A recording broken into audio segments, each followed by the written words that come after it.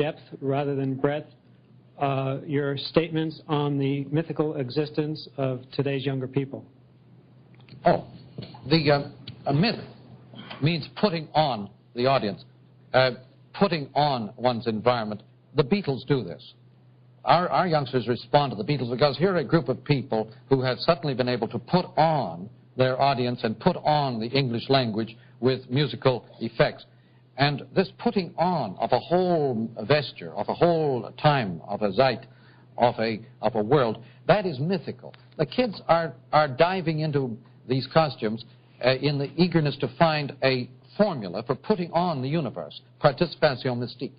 They're not looking for detached jobs or detached patterns of relating themselves to the world a la 19th century. They're looking for this kind of mystical participation in the whole show.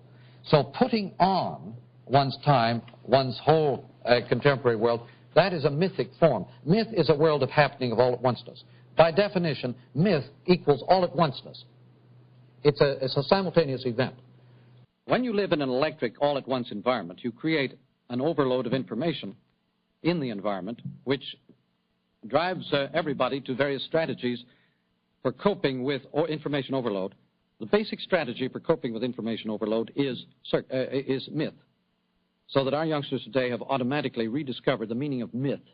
They live mythically. They're still being educated and taught non-mythically, but they live mythically. They experience a huge disproportion or discontinuity between living integral, electrical, mythical lives and being pushed into old situations of specialized fragmentation and compartmentalization and classification. As you push the young out of their electronic environment into the educational establishment, they experience this strange dichotomy, this strange split, which creates what Paul Goodman calls growing up absurd.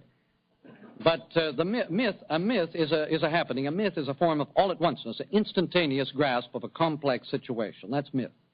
Myth is instant. It takes in huge and complex factors in one image, as it were. Now, under conditions of literacy, under conditions of analysis and objectivity, myth explodes into bits. Today, under conditions of electric circuitry, myth is once more integral, effective, operative. And so in our information overload environment, our young people are living mythically without any warning. Nobody's told them. And nobody's explained why it should happen to them. When confronted with a new technology, the instinct is to revive an old one, just like the silence on TV and the comic book on color TV.